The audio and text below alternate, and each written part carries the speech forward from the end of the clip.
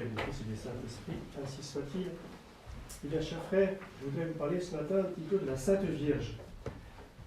Ce n'est pas que le dimanche, le deuxième dimanche après la Pentecôte soit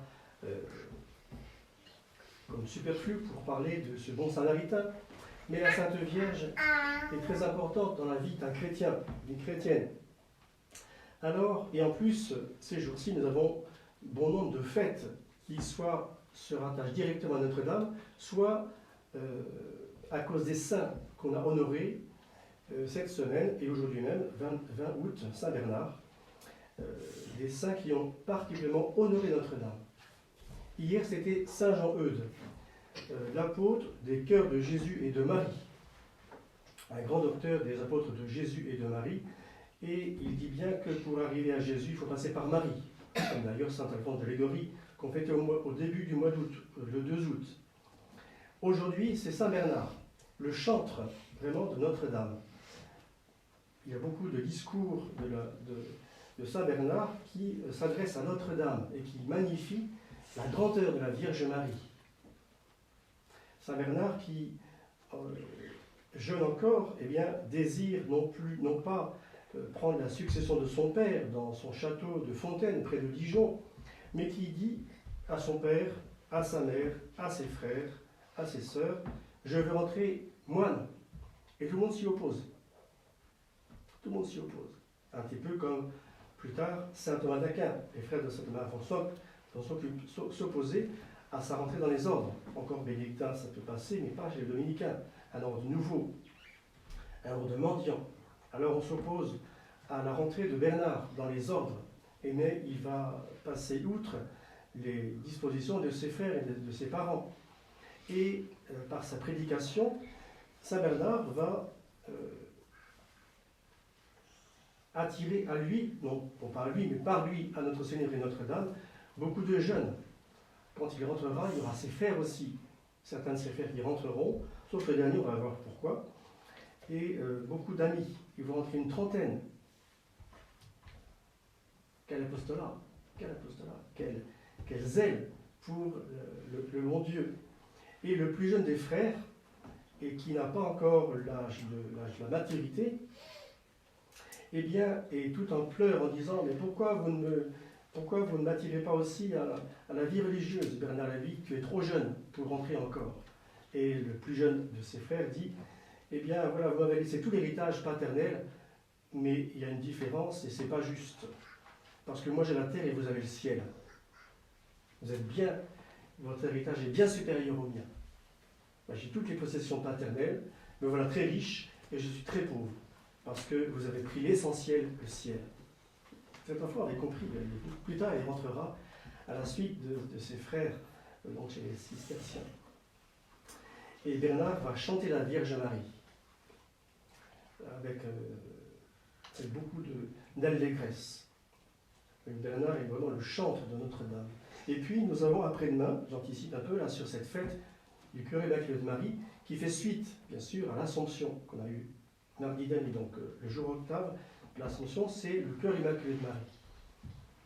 Une fête ancienne, mais qui a été renouvelée, on peut dire, par les apparitions, les 6 apparitions de la Vierge Marie à Fatima, il y a un siècle et 5 ans, 6 ans. C'est en 1917. Donc, du 13 mai au 13 octobre 1917, Notre-Dame va montrer ce cœur immaculé.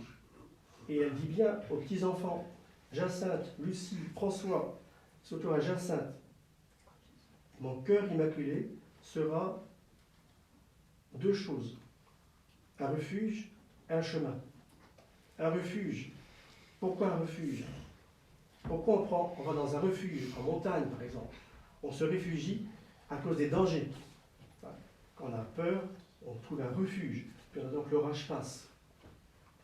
Eh bien, Notre-Dame est un refuge contre l'ennemi, contre le démon, qui cherche par toutes sortes de moyens à nous attirer dans ses filets, par ses tentations.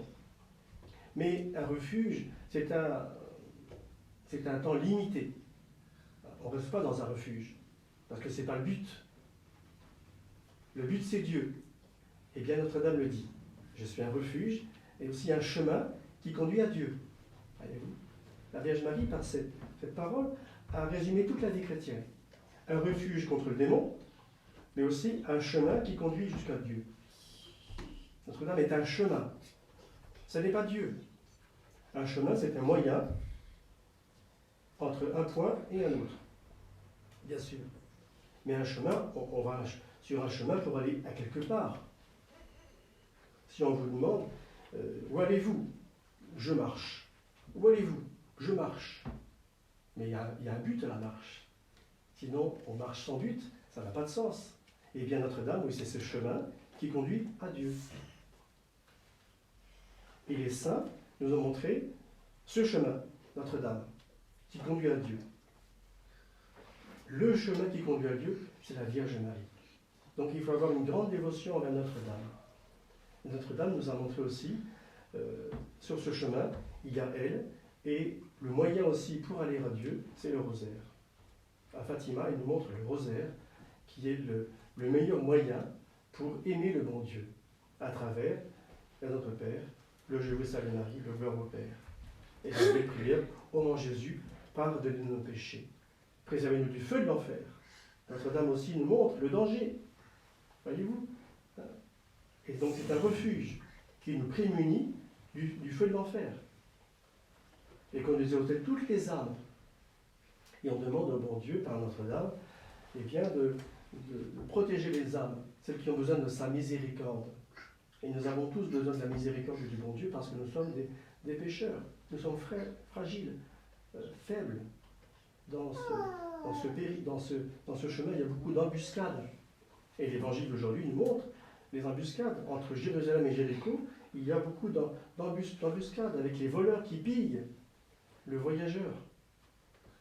Il y aura ce bon samaritain qu'est notre Seigneur Jésus-Christ. Vous voyez, si tout se rejoint dans la religion catholique.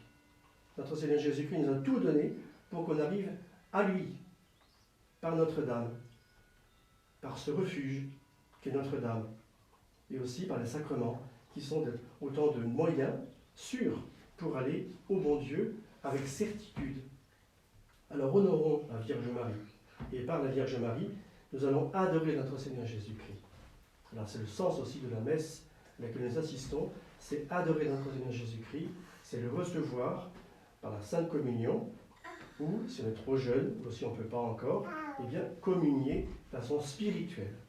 On peut s'unir très intimement à notre Seigneur Jésus-Christ par des communions sacramentelles et aussi par la communion spirituelle, par le désir très fervent, très généreux de cette union forte, vraie, avec notre Seigneur Jésus-Christ, qui est le but de toute vie chrétienne. Ainsi soit-il. Au nom du Père, du Fils et du Saint-Esprit, ainsi soit-il.